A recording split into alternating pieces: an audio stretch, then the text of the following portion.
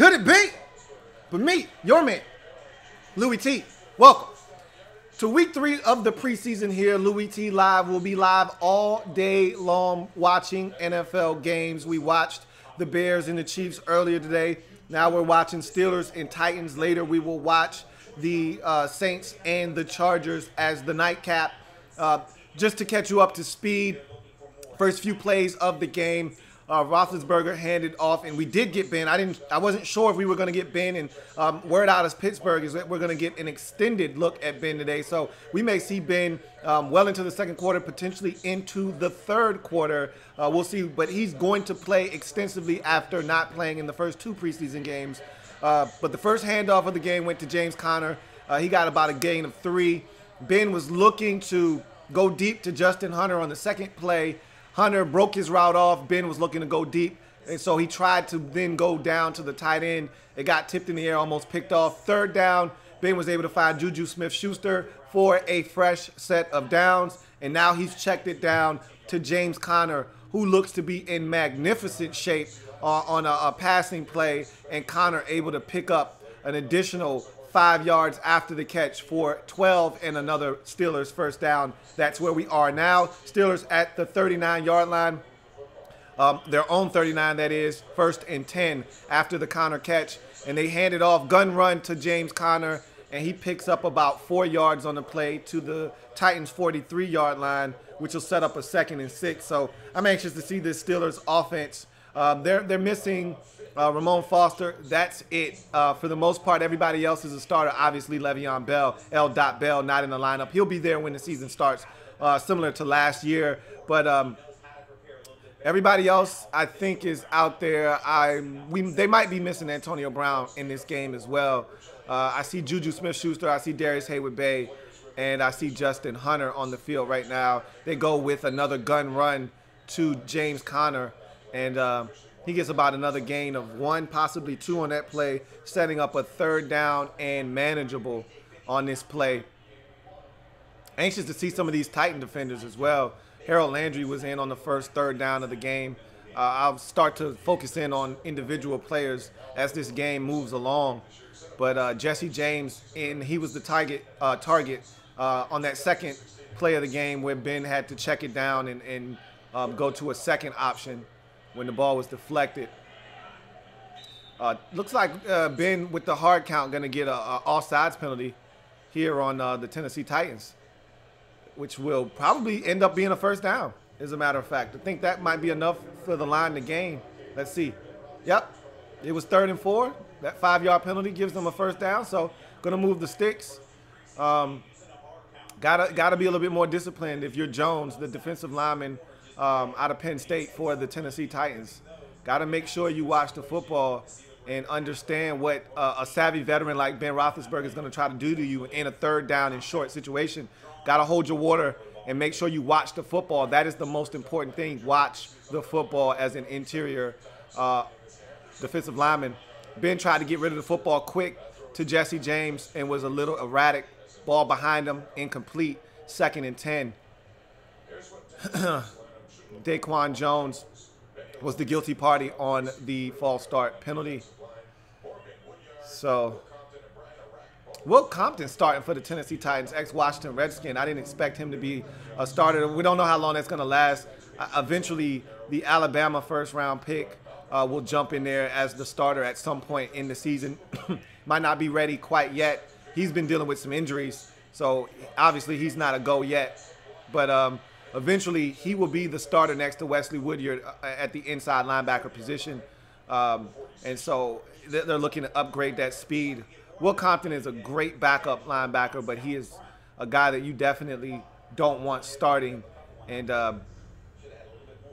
we'll see what happens when he's finally healthy and able to hit the field. They threw a screen to James Conner, and Ben thought they should have gotten more than just 6 on the play. And they ended up only getting 6. And it looked like they had blockers. It looked like they should have gotten a lot more out of it, but they didn't. Sets up a 3rd and 4 from the Titans' 46. Juju Smith-Schuster open. I think Ben got it to him a little late on the crossing route, a shallow cross. If he gets that to him immediately, I think he's going to be able to outrun that defender. But great play by Adoree Jackson to track him down. But I thought Ben waited too long to see that thing come open, and it gave Adoree Jackson a chance to recover and cut off Juju Smith-Schuster before he could get to the first down marker. If Ben gets that to him a little sooner, I think he's able to turn up the field quicker and able to turn that into a first down. Instead, he gets 4 and 2 yards short of the first down sticks, resulting in a punt that is down at the 8-yard line, which is where Marcus Mariota and the Tennessee Titans will take over 1st and 10 from their own 8-yard line deep in Steelers territory when they come off of commercial break. Welcome to the program. I'm your man, Louie T. Thank you for joining me on this program as we got Titans and Steelers live.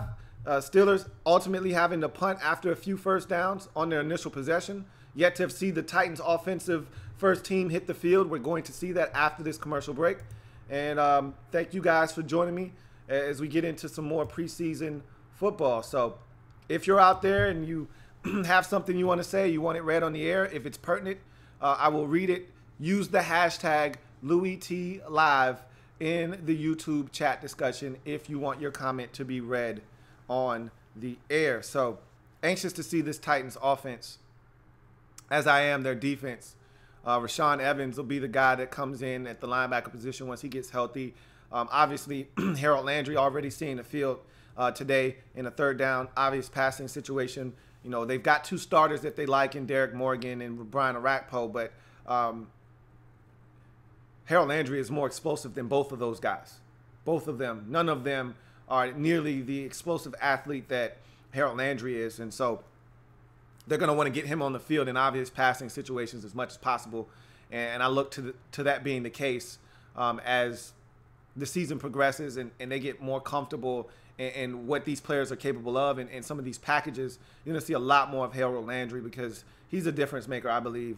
And I think the Titans were extremely fortunate to get him in the 2nd round of this draft, so much so that they felt like they needed to go ahead and trade up to go and get him. And I thought that was the absolute right move at that juncture of the draft. So they're starting to put things together in Tennessee. Obviously, Logan Ryan was a free agent get last year from the Patriots. They do the same thing this year, but upping the stakes a little bit, going out and getting the starting corner, Malcolm Butler. Remember of the Super Bowl fiasco with him and the Patriots. They had a little falling out there, but he's moved on to Tennessee. And then you, of course, have Adoree Jackson, a guy that they spent a 1st-round pick on 2 drafts ago. So obviously the Titans feel good about their secondary. Got a young safety that I really like out of Middle Tennessee State that is just coming along.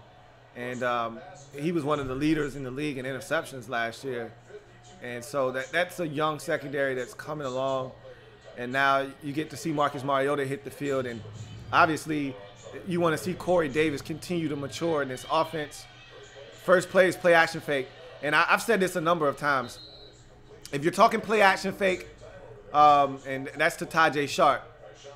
But if you're talking play action fake, but more importantly, throwing the football over the middle of the field, in between the numbers, in between the hashes especially, you may not find a better quarterback in the league than Marcus Mariota. I think he throws the football as well as anybody over the middle of the football field.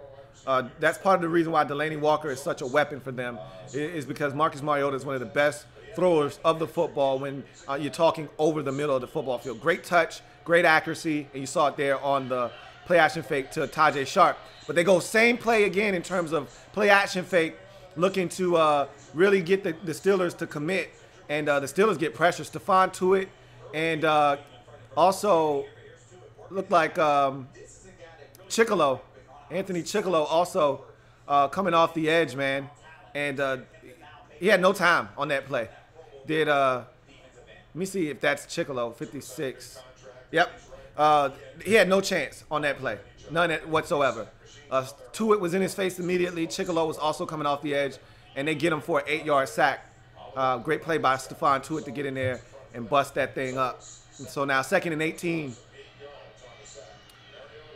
Mariota with great time on the play. Dumps it down. I talked about this earlier on my Week 2 preseason breakdown. I said Dion Lewis, another expatriate, and we know how this goes. When a coach goes to a new location, he takes players with him that he's familiar with. Obviously, Dion Lewis, expatriate. Malcolm Butler, expatriate. It all makes sense. Nonetheless, Vrabel comes over here to Tennessee, and Dion Lewis is going to be a huge part of this Titans offense this year. There's no doubt in my mind. I talked about Marcus Mariota's completion percentage going through the roof this year. Dion Lewis is going to be a huge part of the reason why if he's able to stay healthy. They dumped it down to Lewis. He got 8 on that play. Tajay Sharp wide open on a shallow cross on 3rd and 10, and he gets 11 in a first down. Remarkable that there was that much space available on that shallow cross on 3rd and 10. He caught that at about 5 yards and was able to turn up and gain an additional 6 in the first down. So Titans able to extend the possession on 3rd and 10 after the second down sack, or after the first down sack, excuse me, and get 8 to Dion Lewis on 2nd and 18, and then 11 on 3rd and 10 to Tajay Sharp. That's 2 catches for Sharp early on in this ball game as the Titans are able to move the sticks and get a fresh set of downs. They then hand it off to Derrick Henry for the first time tonight. And he gets probably a gain of 1, maybe 2 at the most on that carry. Not much there. Good stoutness at the point of attack by the Steelers up front on that particular play as they set up a 2nd and 9. So I expect Derrick Henry to be a huge part of this Titans offense. Remember, this is going to be his first year as the lead guy. No more DeMarco Murray. They cut Murray loose in the offseason, and he ultimately decided to retire. So now you've got a situation where you've got a nice yin and yang of Derrick Henry as your first and second down back, and then Dion Lewis as your third down back. And Henry pounds it up in there, breaks a tackle. Ooh! Gets a loose after initially breaking the tackle of Joe Hayden.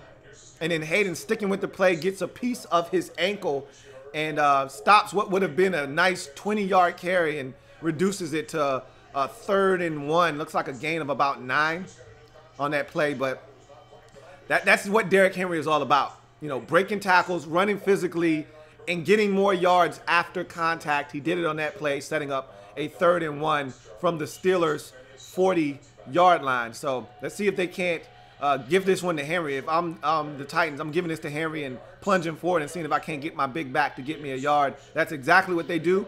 And the Steelers are ready for it, but Henry being so big and physical, that's why you want a 235-pound back, because of plays like that. Henry was stopped in the backfield, but his forward lean and his tenacity got him the first down. But there's a flag on the play. Let's see what they call. Hands to the face on the Steelers on defense. Titans are going to take that penalty. Even though they got the first down on the Derrick Henry run, the 5-yard penalty comes with an automatic first down. Either way, it would have been a first down, whether it was an automatic first down or not. But that's going to extend this Titans drive, their second first down of this first possession. And that was a great run, though. A great 1.5-yard run by Derrick Henry. And that's the kind of run you expect from a big back like that. If you can't get those kind of runs out of a guy like Derrick Henry, then those guys are useless. That's why you want a guy like Derrick Henry back there in those types of situations, to use his size and physicality to get you a first down. They give it to Henry again, and he's able to make a move at the line of scrimmage. Good little jump cut to get up the field and end up getting about a gain of 5 on first down. So nice little run there by Henry. Good blocking up front by the Titans to give him a cutback lane where he was able to jump cut and find it. Good vision by Henry to find that cutback lane and get about 5 on first down to set up a 2nd and 5. And I think they're trying to set the Steelers up for another play-action fake. Remember, they went play-action fake the first 2 plays. Now they've run it on 3, 4 straight plays. You've got to think play-action fake is coming at some point. This might be another handoff, though. All right, Mariota's checking at the line of scrimmage. Let's see what he checks to. It's a run. Henry to the outside. Steelers are all over it. They gobbled him up for probably a loss of 2 or 3 there. That's Vince Williams. That's Stephon Tuitt. That's John Bostic. All of those guys flow to the ball well on that play. Let's see. And Artie Burns did a great job at the point of attack of standing Tajay Sharp up and not giving any ground and nowhere for Henry to run on that play. So good run support by your corner. Great pursuits by your linebackers and defensive linemen on that play. Vince Williams and John Bostic and company were all over that play. So now that sets up a 3rd and 8 after the 2-yard loss. And see what the Titans decide to do here. Mariota steps up in the pocket, has a wide open Corey Davis, and underthrows him severely. Mariota's got to hit that. And again, I talk about the difference in the league and with these quarterbacks, and Mariota's having a conversation with Corey Davis. I think what he's telling Corey Davis is, I need you to cut that in and break that off a little bit. And Davis looked like he kind of went up the field with it. So I think it was more of a miscommunication than it was Mariota absolutely missing his target. Davis looked like he was running sort of a post there, and Mariota was expecting more of a dig route. And the two just seem to not be on the same page there. And that's what the preseason is for. That's why I was a little disappointed that Mitchell Trubisky wasn't out there for the Bears. Oh, fumble! Well, Steelers got on the football, though. Big hit. Sutton takes a massive hit. The corner out of Tennessee takes a massive hit on special teams. Ball comes out, but it's dived on by the Steelers. Roosevelt Nix, the fullback, very aware, dives on the football, avoids disaster there, as that could have easily been a turnover on specials. Wow, did Sutton take a massive shot there on special teams. But back to my initial thoughts, Cameron Sutton got just destroyed there. But back to my initial thoughts, which that's what the preseason is for, working out the kinks. You know, situations like that, you get to put some film on tape for these guys to watch and study. You get to have these in-game adjustments. So now the next time they are in a situation, because Corey Davis was wide open. I'm talking touchdown wide open on that play. If they're able to connect there and he's able to get up the field, we know Corey Davis can run for his size. That might have been a touchdown. There was no Steeler within 2 to 3 yards of Corey Davis in any direction. He may have been able to turn up and turn that into a huge gain. So those are the kind of things you want to iron out if you're a football team with a quarterback and a receiver, tight end, whomever. You want to get on the same page. You want to get into a rhythm and have that continuity. You want to know what your guy is going to do at all times. And so that's what the preseason is for. That's why I think more teams need to utilize the preseason correctly. I understand the balance that exists between wanting to put your guys out there and wanting to preserve them, make sure they're ready for the start of the season health-wise. And I get that, and I understand the thought process behind not wanting to put your guys at risk. But at some point, you got to take the bubble wrap off these guys, and you got to get them on the football field in live situations and game situations so that these things can happen and be ironed out in the preseason, and you don't have to worry about them occurring in the regular season. So that's a great example of why preseason is so important. You need to be able to have situations like that be resolved in the preseason and not have to worry about those things happening once the bright lights of the regular season are on, because that's an opportunity you don't get very often in a game. Guy running wide open down the seam, and you're looking for an in route. He's thinking post, and you underthrow him because you're thinking he's going to cut in, and he ends up going up the field, and so the football lands at his feet. And if you were able to connect there, that might have been a touchdown. That might have been 7. And against a good team like the Steelers, in the regular season, you can't afford to throw away opportunities that way.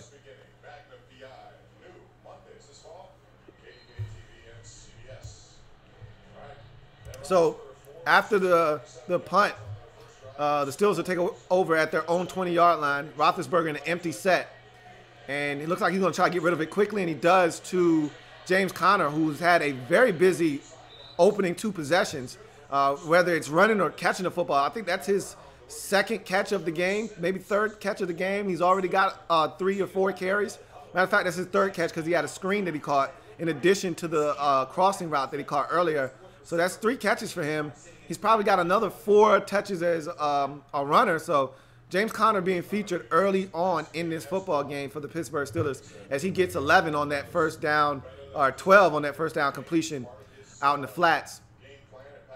Ben then looks for Juju Smith-Schuster on a corner route. A little too tall for him on that one.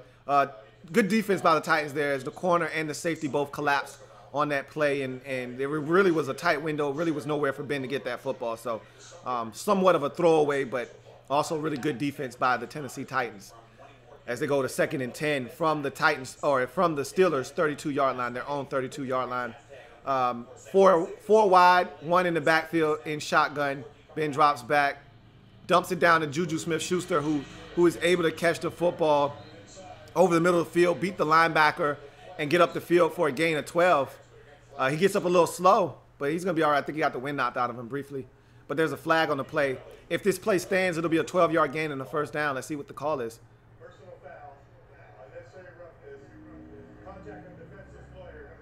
So they call unnecessary roughness on the Titans on Jayon Brown, the second-year man out of UCLA. And I want to see what he did. I didn't think he did anything egregious here. Yeah, he speared with the helmet. Yeah, that's why Juju Smith-Schuster got up holding his midsection, because Jayon Brown speared him with the crown of his helmet into his midsection while he was already down. So, yeah, that's a good call there. It's a real good call.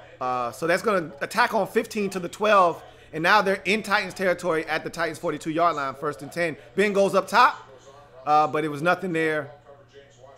He was going up top to the 2nd-round pick, James Washington out of Oak State, but nothing was there. And the safety came over the top and was in great coverage as well.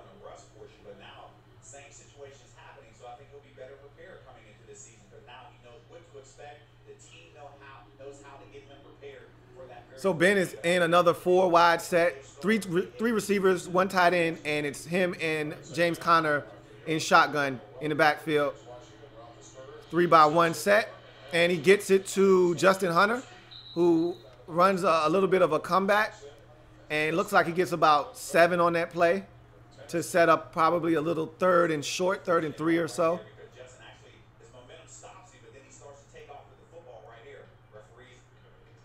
Let's see. I hope the referees don't, because initially he came back on the comeback, and then the officials, yeah, they gave him his yards.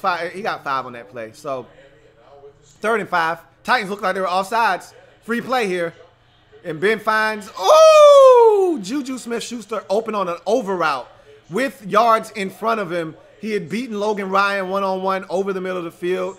Ben hit him in stride. That was going to be a nice catch and run inside the Titans' 10-yard line, most likely.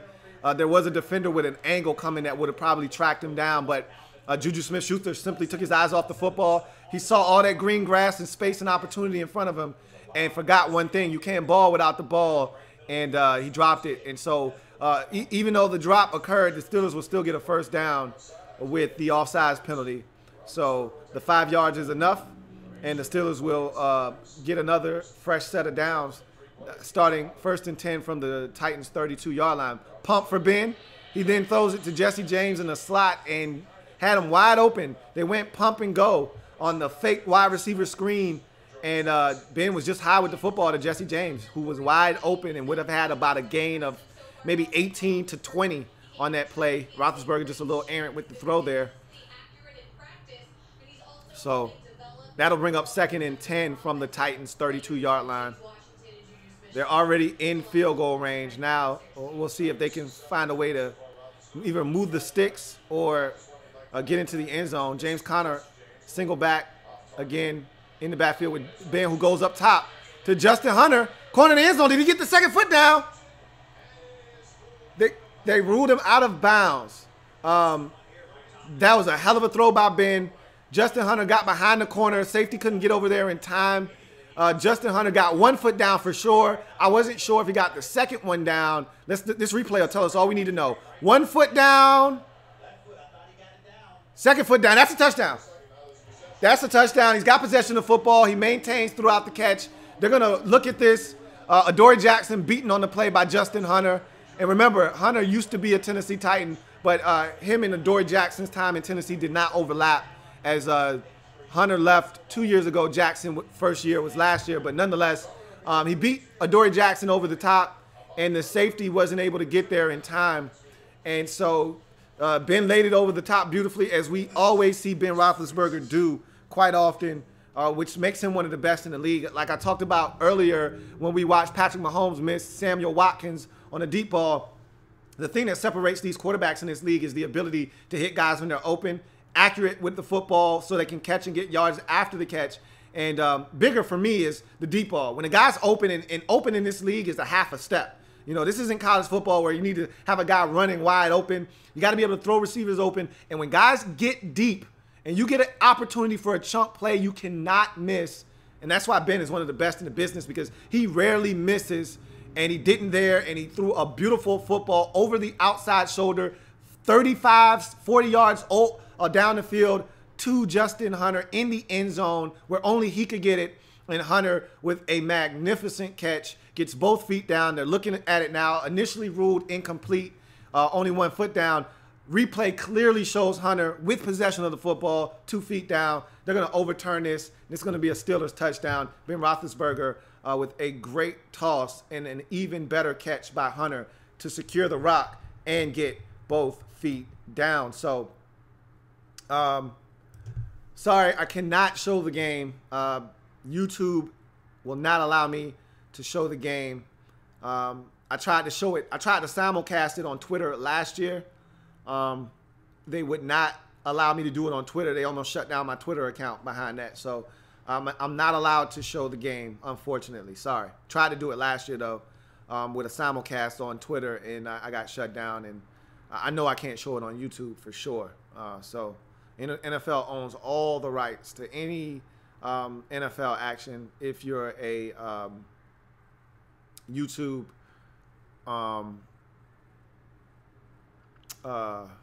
shit, I can't even remember what it's called. YouTube partner.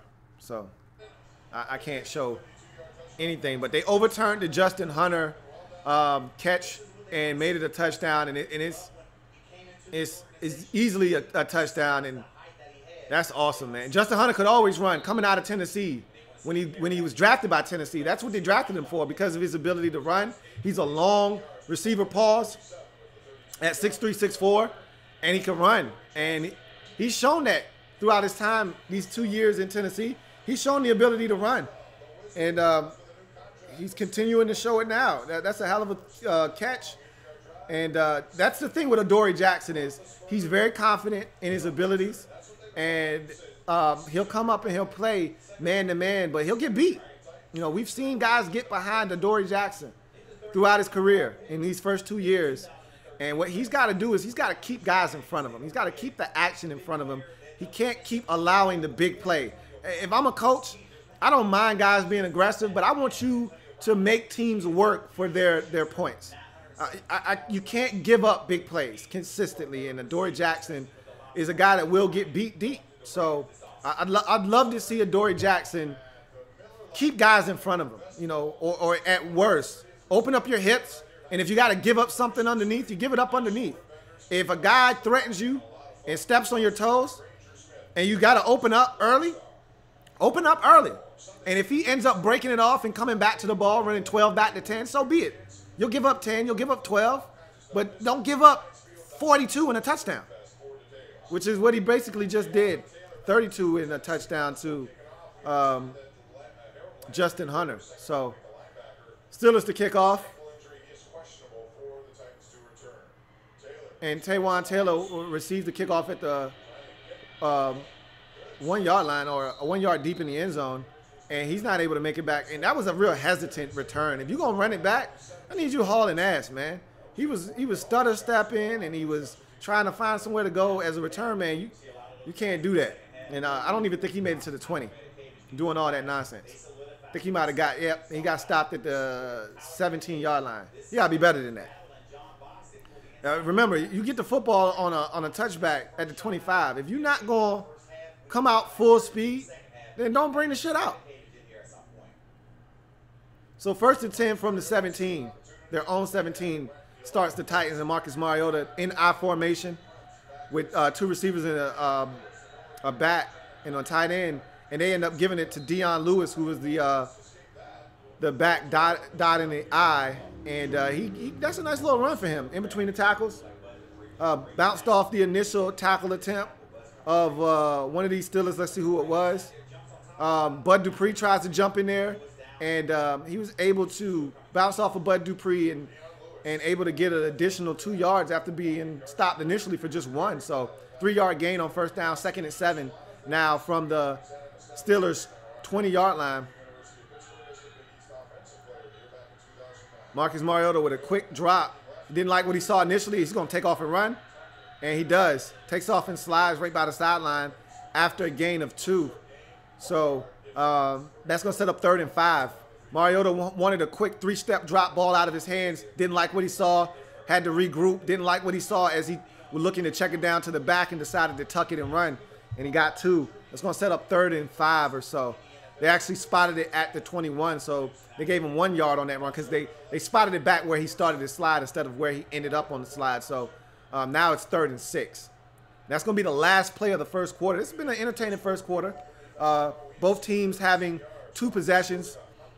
Titans still on their 2nd possession. Steelers able to get in the end zone on their 2nd possession. So we'll reconvene in the 2nd quarter.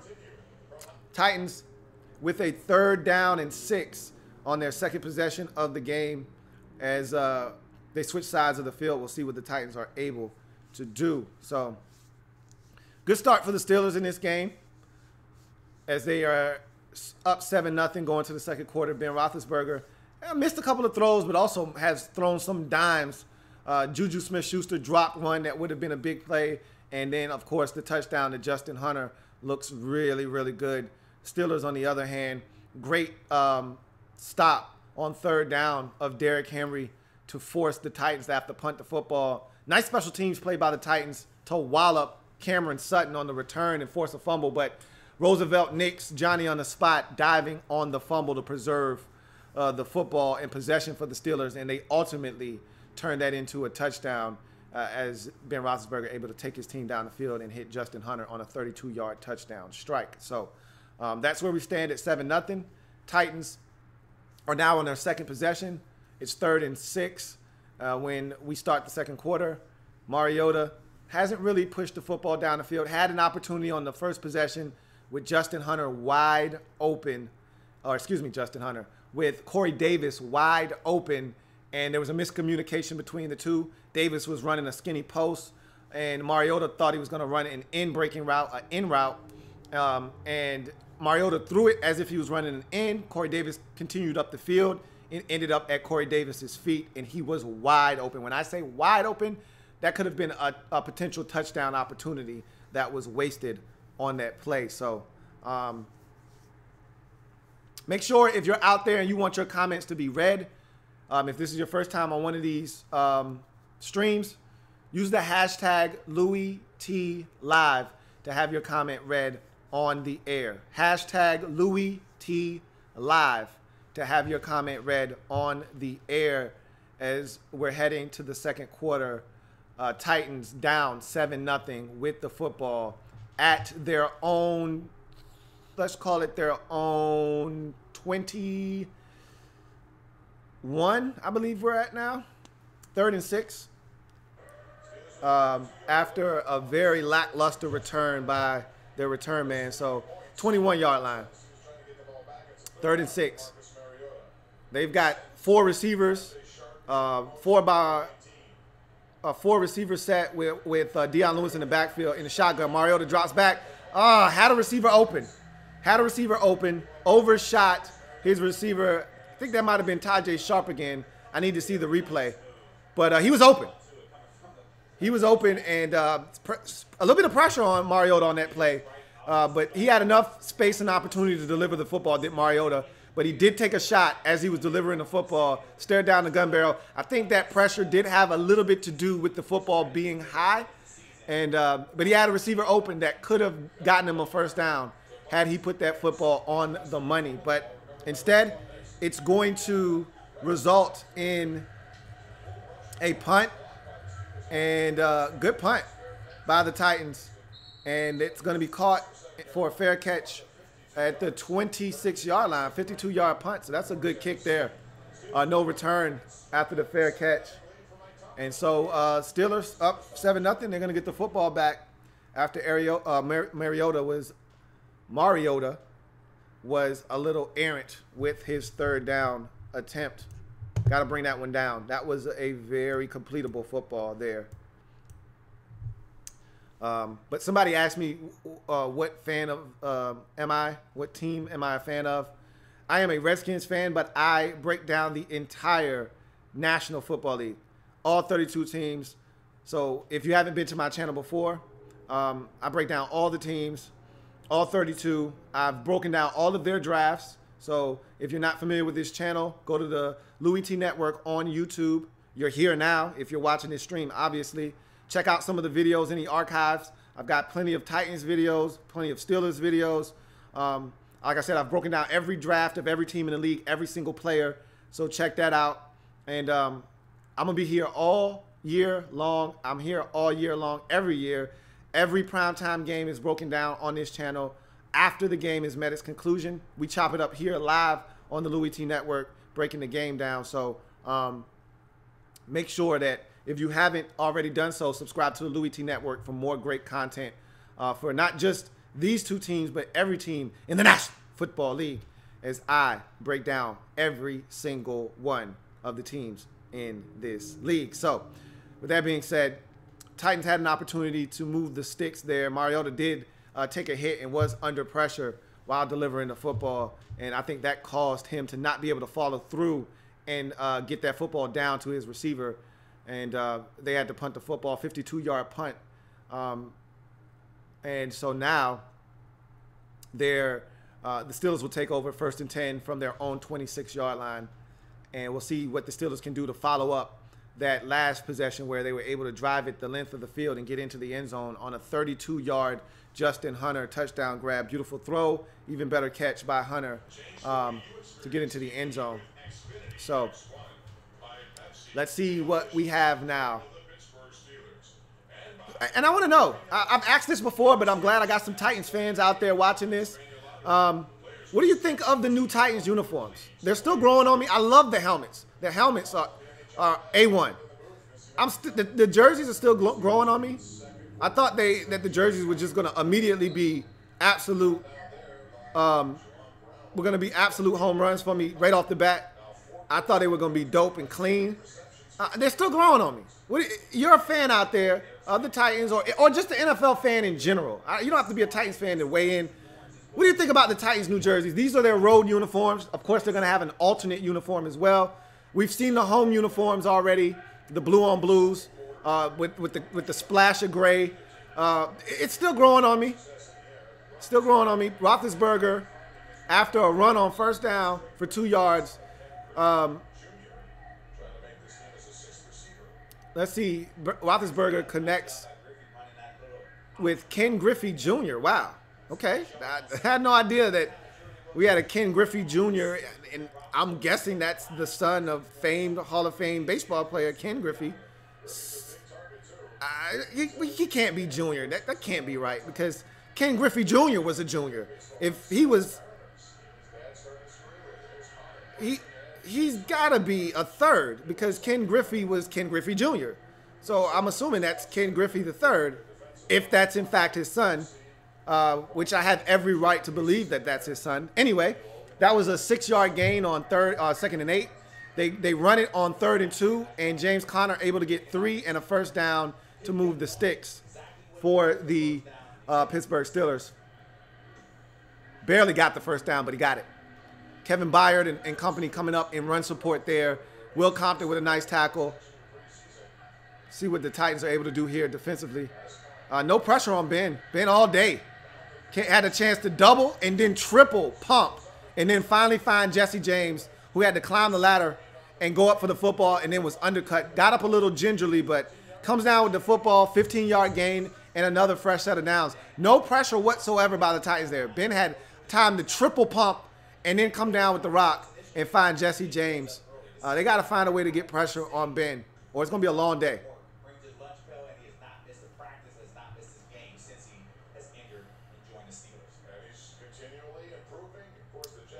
So Steelers with the empty backfield now, empty set. Ben in the shotgun by himself. They bring pressure off the edge and miscommunication by the receivers and Ben. Ken Griffey running a slant. Didn't look back in time for the football. Ben put it pretty much in a spot where he could have caught it if he was paying attention, but he wasn't. And they got to know, got a blitzing corner coming, you got a hot. He's coming off of your slot, then you should be the hot guy. You need to be looking back immediately. And that's just a young guy, and this is what preseason is for, just a young guy needing that kind of experience and rep. The slot corner blitzed off of him, he's got to be looking back immediately. And Ben went to him, and he wasn't ready for the rock. Roethlisberger on 2nd and 10 after the incompletion goes to Juju Smith-Schuster on an outcut, on a 10-yard out, or excuse me, on a 9-yard outcut. They're going to be a yard short of the sticks. Going to set up a 3rd and 1. Good play by Adoree Jackson to keep him from extending the football and picking up the first down. So that's going to set up 3rd and 1. And they go handoff to James Conner, who breaks the first tackle in the backfield, but not able to break the next 2 tackles by Will Compton and Kevin Byard, and another player looked like he got in on the tackle. I want to guess that was Derek Morgan, all in on that tackle. Nope, Morgan is 91. That was 56.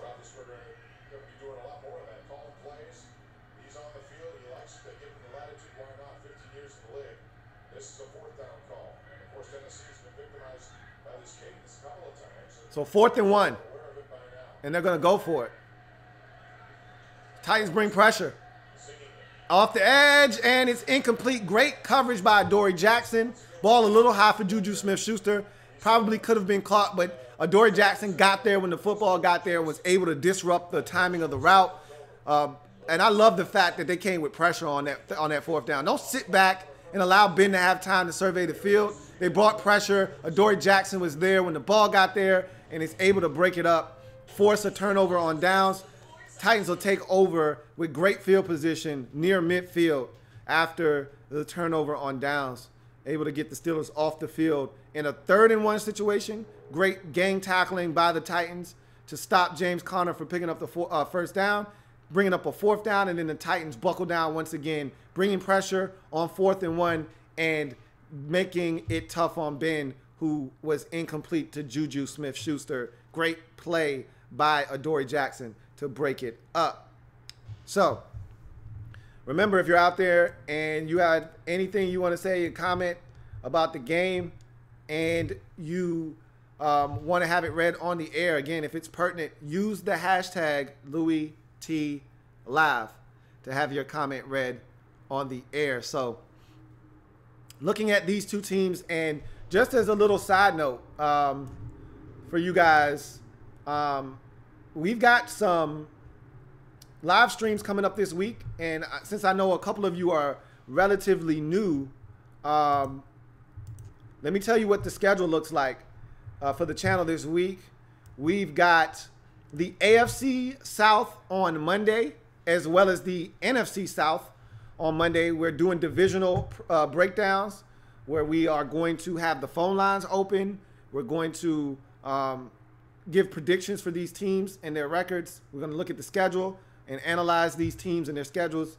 And so we've got the AFC South and the NFC South on Monday. AFC South is at 7 Eastern Standard Time on Monday. That's the AFC South, excuse me, at 7 p.m. Eastern Standard Time on Monday. The NFC South is going to be at 9 on Monday. Then on Tuesday, we've got the NFC North at 7 p.m. Eastern Standard Time and the AFC North at 9 that night. So these 2 teams will be broken down on Monday and Tuesday, respectively. Titans and the rest of the AFC South will be on Monday at 7 p.m. Eastern Standard Time. The Steelers and the rest of the AFC North will be on Tuesday at 9 p.m. Eastern Standard Time. Back to the action on the field, though. Marcus Mariota goes play action fake. Very slow developing play there by Mariota and the Titans. The Steelers come with a run blitz and get lucky and actually find Mariota on the way to the ball carrier. And voila, you get another sack. Vince Williams and company collapse the pocket, get to Mariota, and that's a 7-yard loss on the sack there by Vince Williams. And so that sets up a 2nd and 17 as that great field position for the Titans to start out the drive. might be squandered after the first down sack. Let's see what they do here. They've got two plays to get 17 yards. Let's see if they can't get half of it here. They're going to dump it down on the screen to Dion Lewis, who spins out of the first tackle, but not able to spin out of the second one. And that's going to be a minimal gain there on the screen to Dion Lewis. Steelers were all over it. Someone's probably down. I'm hearing whistles.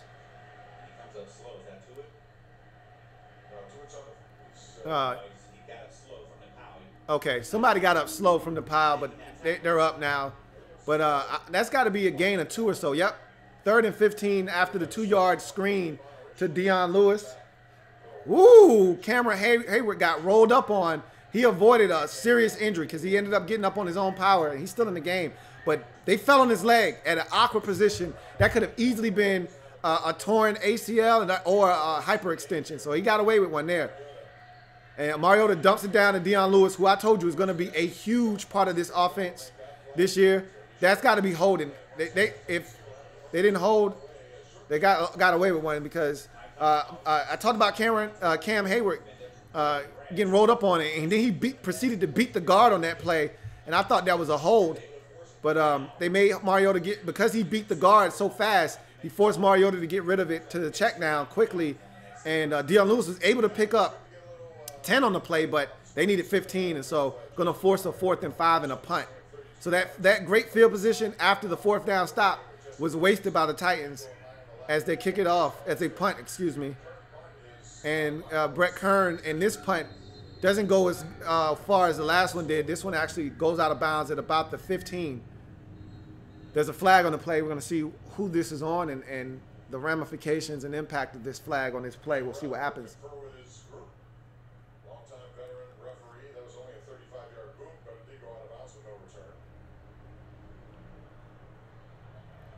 So it's going to be holding on the Steelers. So this is going to push them back right here.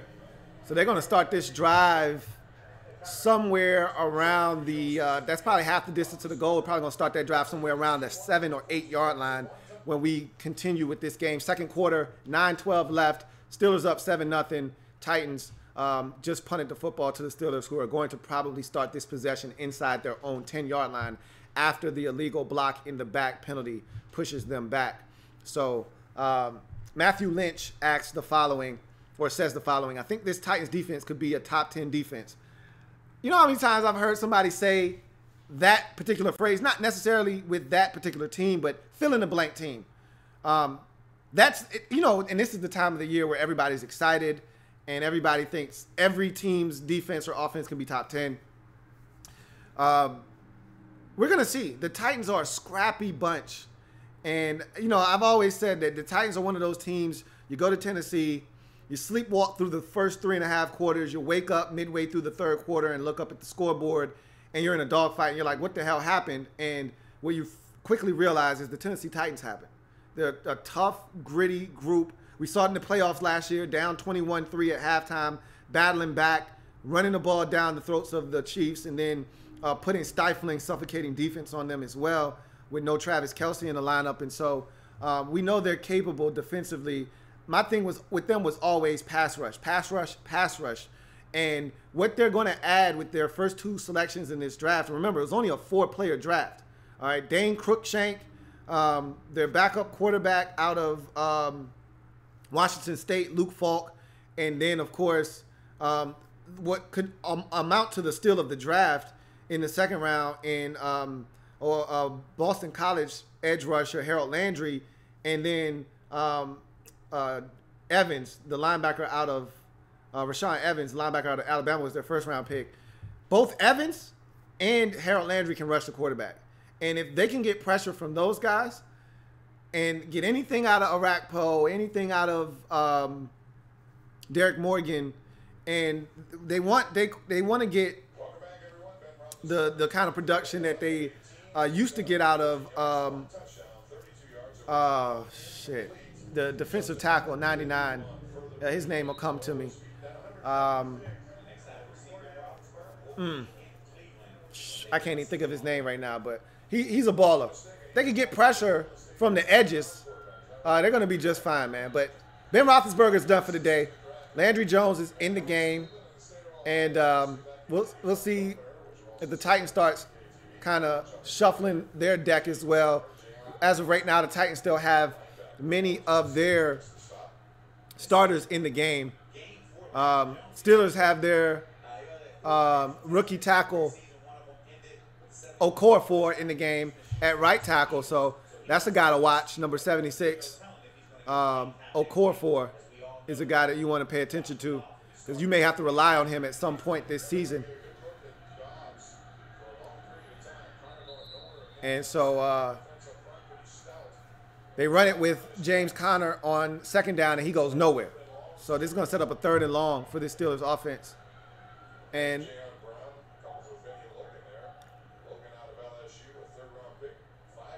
Benny Logan making the stop, and he's a guy that they got in free agency this year, or it might have been 2 years ago after he left Kansas City. So it's 3rd and 9 for Landry Jones, and we'll see what they cook up here. Titans fake the blitz, but don't come with it. And Juju Smith-Schuster, yeah, he got the first down. That was a great tackle by Hurst, the cornerback. I thought that they may not have given it to him, depending on initial forward progress. He had it, but I thought he came back a little bit. But they said he got the first down. So on 3rd and 9, they get 10 and the first down with the completion to Juju Smith-Schuster. I'm assuming 56 is Harold Landry with the dreads. I'm assuming that's Harold Landry. I've seen quite a bit of him today. Made a good play in the run game. Bad snap.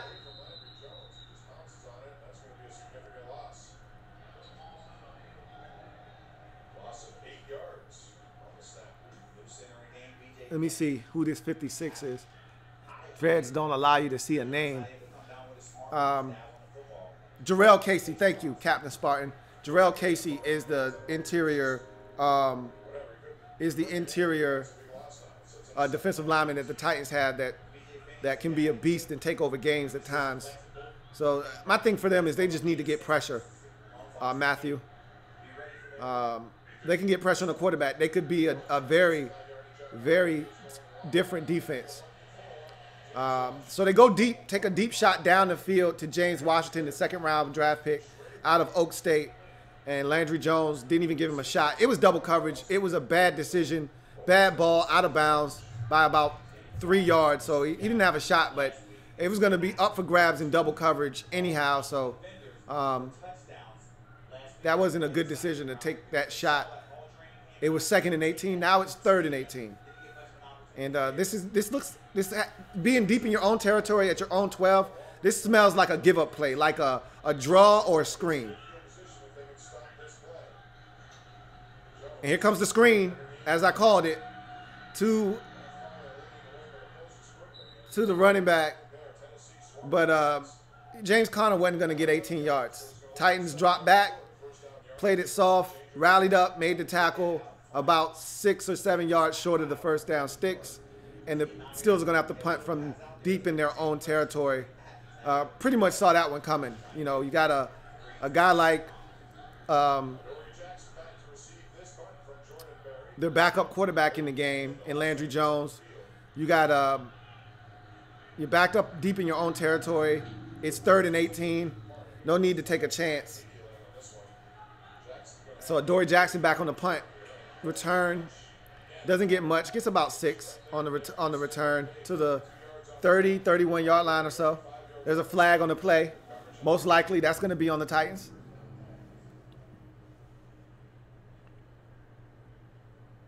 If there is in fact a flag.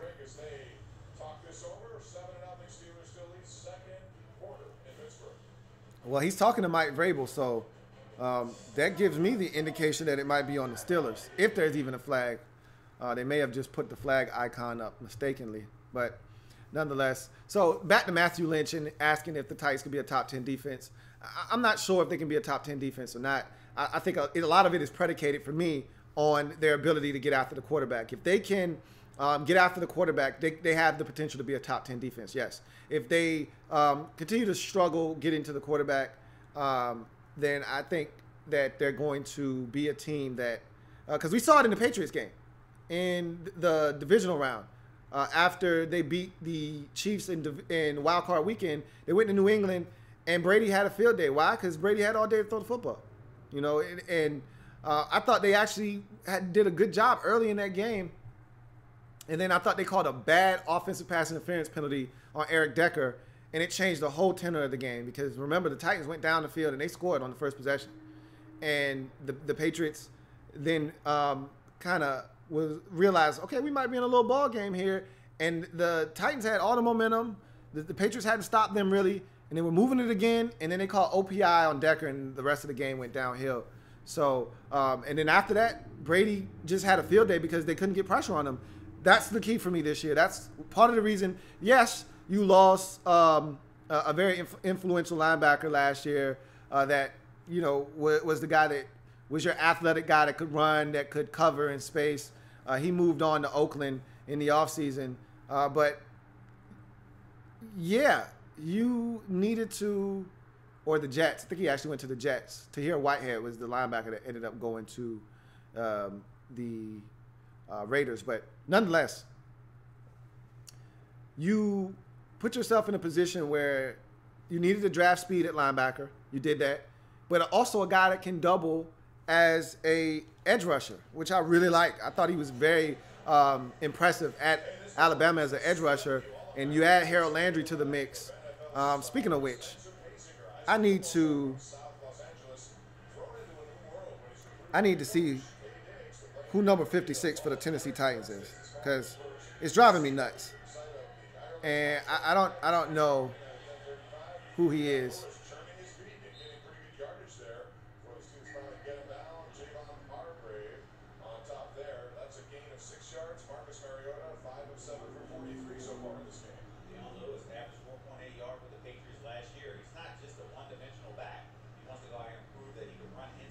Number 56 is Sheriff Finch.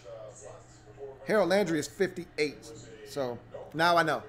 So the guy with dreads is Sheriff Finch.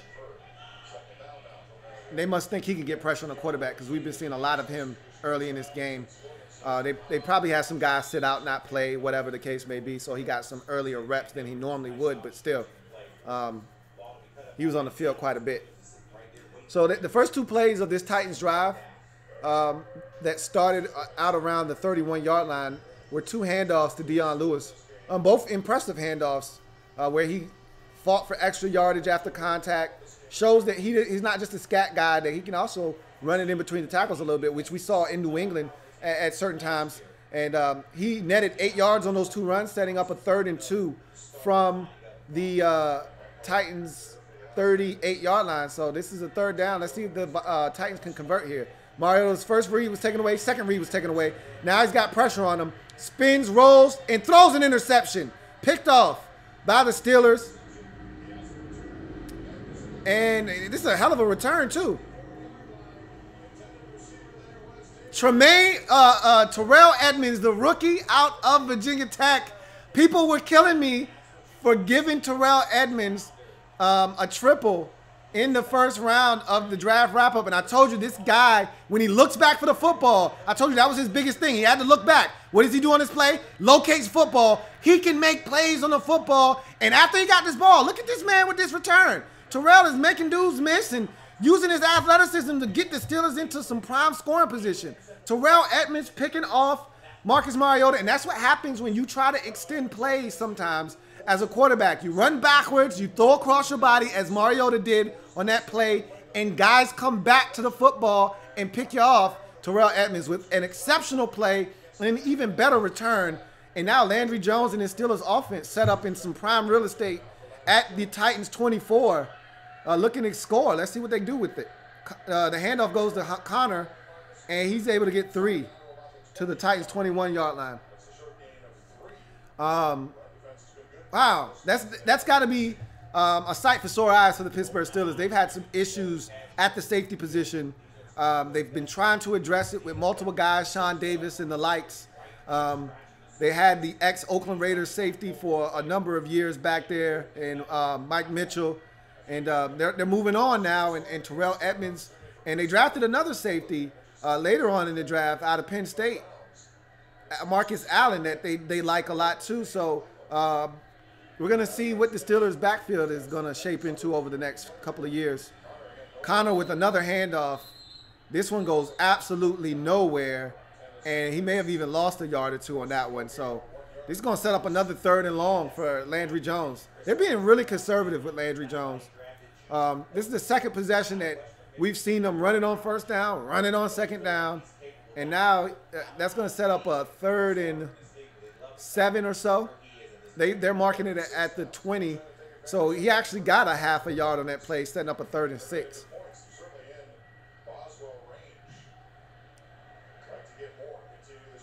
So Landry Jones drops back, zings it in there. Oh, it's picked off. Picked off by the Titans. He tried to force it in to Justin Hunter on a slant, and there were about 3 Titan defenders there. They crunched him. The ball came out, and it was picked off by Spillane, the linebacker. That's a hell of a play, man. He got there right as the ball got there, along with the cornerback.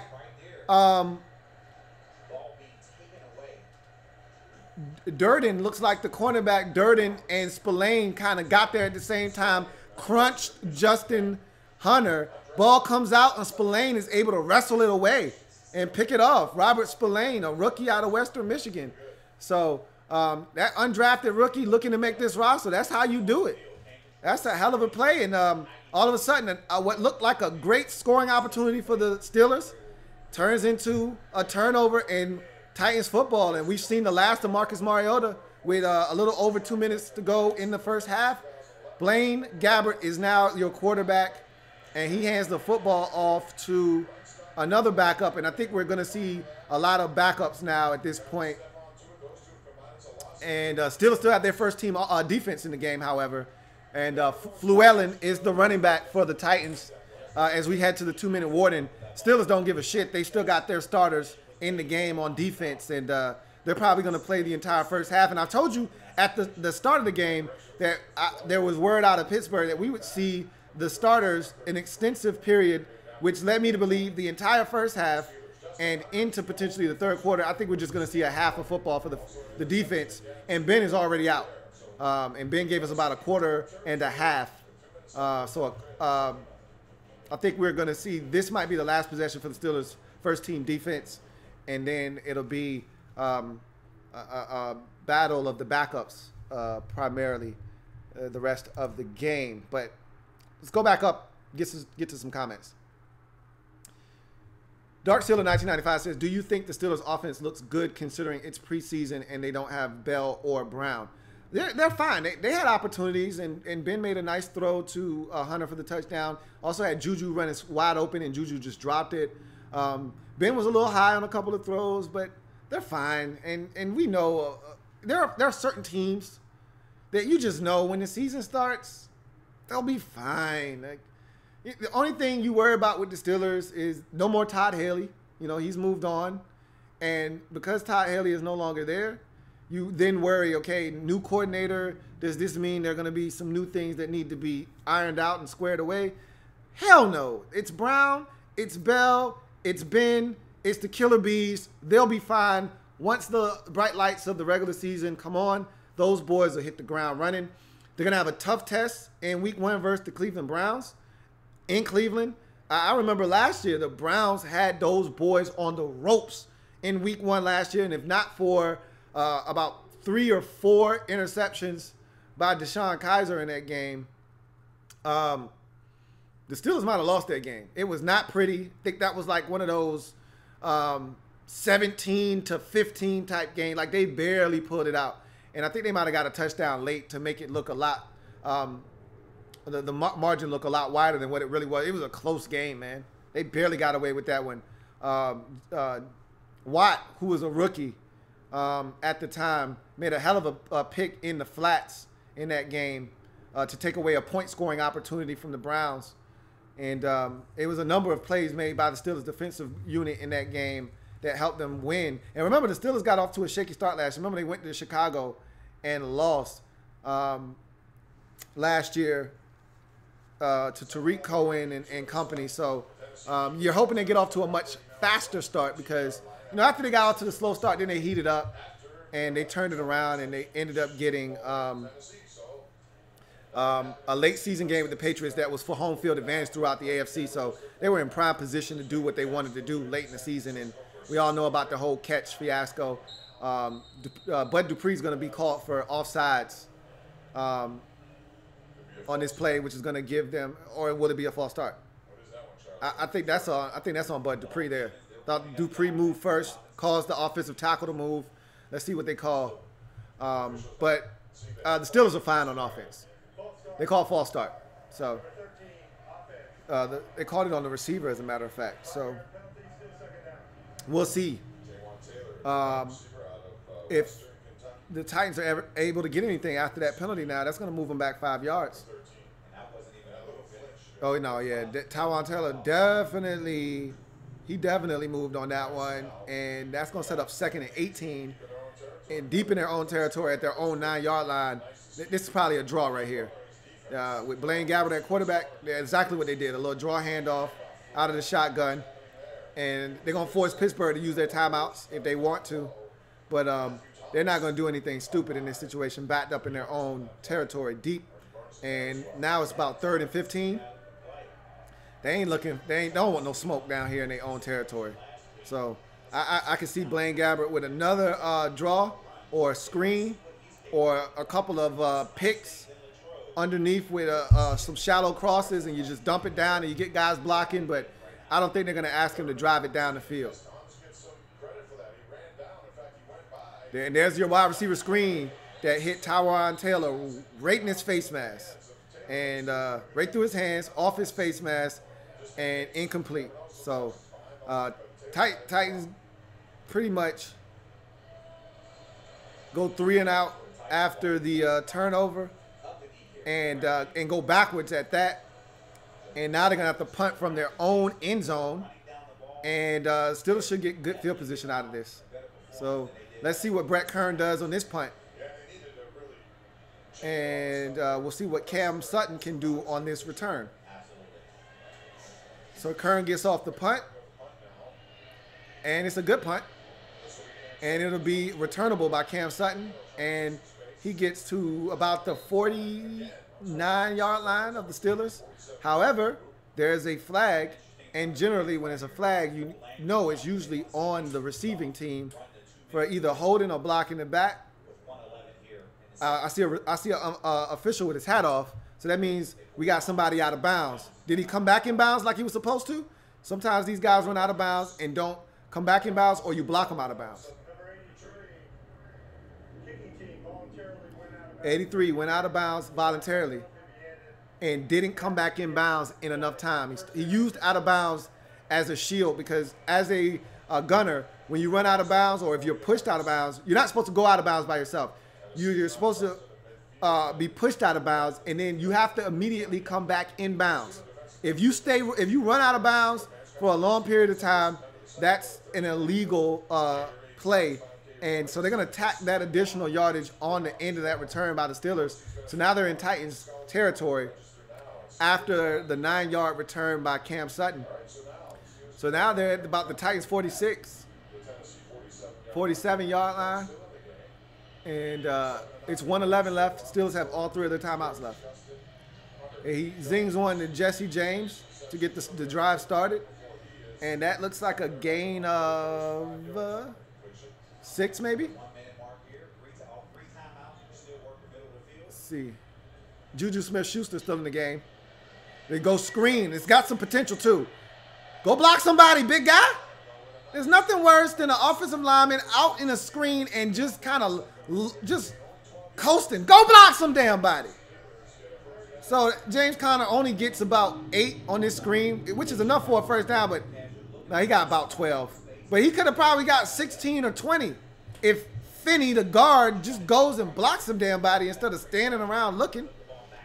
Keep running. Steelers used one of their 3 timeouts, got 2 remaining with 46 seconds left. After the 12-yard gain on the screen, they're now inside the Titans' 35-yard line. Probably closer to the Titans' 30.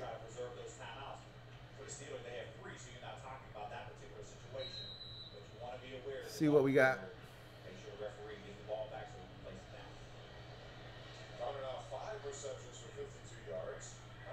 So, James Conner with 5 receptions now for 52 yards. They're at the Titans 30 now.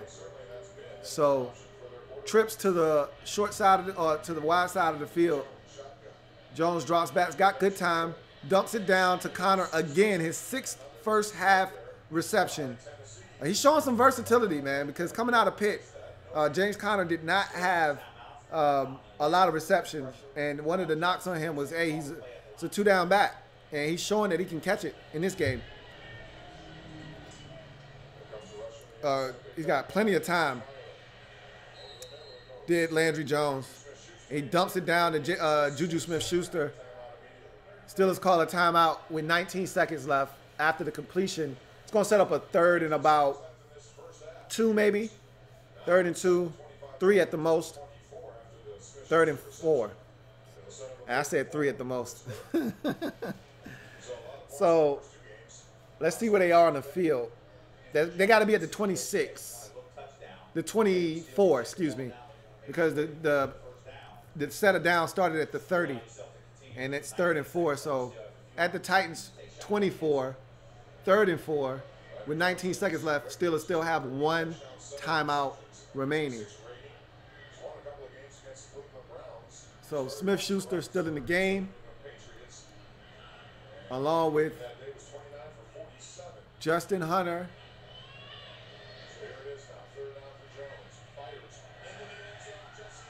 Ooh! Almost picked off. Jesse James was the intended target in the end zone. Little high, off his fingertips, tipped into the air by a Titans defender afterwards, and almost picked off by Spillane again. So is that Dane Cruikshank in the on the coverage? Let me see. Nope. Number 35. I couldn't quite see his name. But 35 with the knockaway. That was a great play by the safety coming over. And so the Steelers tack on a field goal before the half. And that makes it 10-0. Chris Boswell just signed a new deal in Pittsburgh. And he's been really solid for them. They reward him with new money. And he just tacks on a field goal to make it 10-0 as we head in to the halftime break. Rudy Art Pugh says, shout out for putting in the time and bringing us quality content. I get most of my coverage from you, broski. I appreciate that, man. I really do. Thanks a lot, man. Dark Sealer says, Cameron Hayward is a beast and underappreciated. The man is a force on the line. Totally agree. Not enough people know his name around the league, but if you know, you know. And Cameron Hayward is one of those dudes, definitely a stud on that Steelers defensive line. Rodney Ray says, blame Gabbert. Farrah Cody says, I rewatched the Redskins game. It wasn't as bad as I thought. They got to fix some things. If you're talking about from the offensive standpoint, yeah, it wasn't as bad because of AD and what he was able to do on the ground. But if you're talking about the defense, it was pretty bad. It was as bad as it gets from a first-team perspective. No pressure on the quarterback. No resistance really versus the run for much of the night. Poor tackling, as bad as you could pretty much get from a tackling standpoint as a collective group.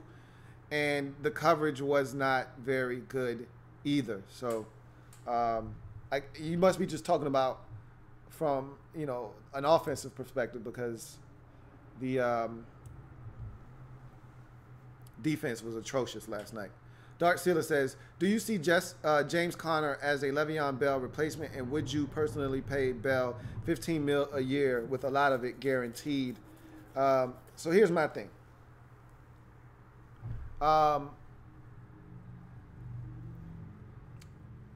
James Conner is showing me some things that I didn't know he was capable of, catching the football out of the backfield. He looks to be in tremendous shape. That's number one and number two.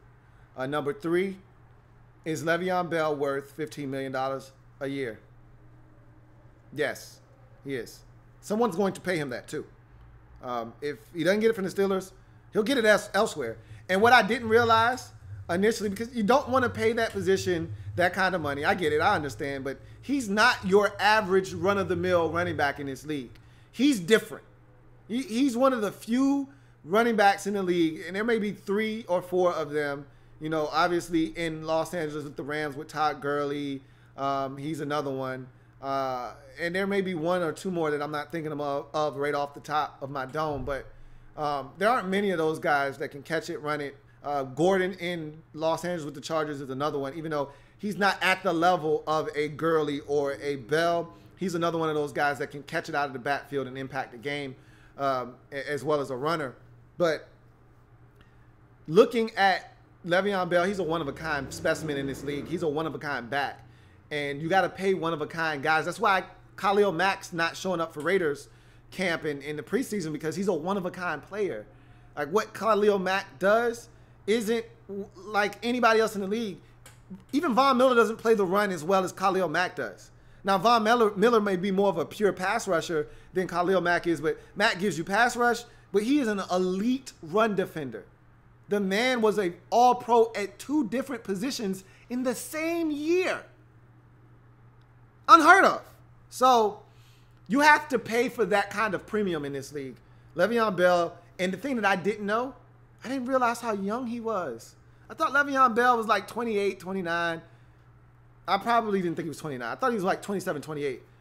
The dude is like 25 or 26 years old. He's still young as hell. So the only thing you worry about with him is the injury history and the weed off the field. But if you can get past those things on the field, the dude is stupid good. We know this to be a fact. And he's a difference maker. You could throw it to him. He could protect him with pass pro in the passing game. And he can run it. And he's one of the best runners in the business. So, yeah, he's worth the money. And he's going to get it from somebody. Farrah Cody, yeah. Look, that's part of being a rookie, though. So, you know, it is what it is. Matthew Lynch says, I just don't know where L.Bell would go. Right now, the prevailing thought is that there's a home waiting for him in New York with the Jets. They've got the money. They've got the need. And he would be a great fit for them in New York with the Jets. So that's one place. And then, obviously, you don't want to sit here and speculate now because you don't know what teams will need what come next year. There will be some running back vacancies, i.e., and I don't know if they have the money for it, but i.e. Buffalo. How much longer is Shady McCoy going to be playing at a high level for the Buffalo Bills? And, you know, we don't know what's going to come of his situation, you know, with the whole assault thing with his ex-girlfriend. And, you know, if anything comes out that he had anything to do with it, the dude's done, period, end of discussion. So, you know, these are all things that we can't speculate right now because we don't know. But trust me, someone will need a lead back and be willing to cough up the money that it's going to take to get L.Bell to sign on the dotted line elsewhere. And right now, that team seems to be the Jets. What happens with the Raiders next year if Marshawn Lynch decides he's done, or they decide they're done with Marshawn Lynch? You know, Raiders don't have the kind of money, and they still have to pay Khalil Mack. But, you know, guys come off the books next year. You never know what happens. So, anyway, you know, that's how it goes. So, bottom line is somebody's going to pay him that money he's looking for. But we still got to get there. You know, if he has another setback, you know, this year with a knee injury, as he's had over the past 5 years, I think he's had 2 major injuries that, you know, derailed his seasons. If he has one of those this year, then that's obviously going to bring his value down. So, you know, we'll see what happens with him. But, yes, he's worth the money, for sure. That being said, as I always do, I'm going to stop this stream right here. We'll come back after halftime. And if there's not enough people that come back after halftime, we'll just do the third quarter, and then we'll get out of here. So I'll stop the stream here. I'll start a new stream. And we'll come back and we'll chop it up and talk Steelers and Titans in the second half of the game. I thank you guys for joining me on Steelers and Titans. And I hope that you are able to come back and join me for the second half of Steelers and Titans. Remember, we're changing the game one live feed at a time. I'll see you for the second half of Titans Steelers preseason week number 3. Louie T.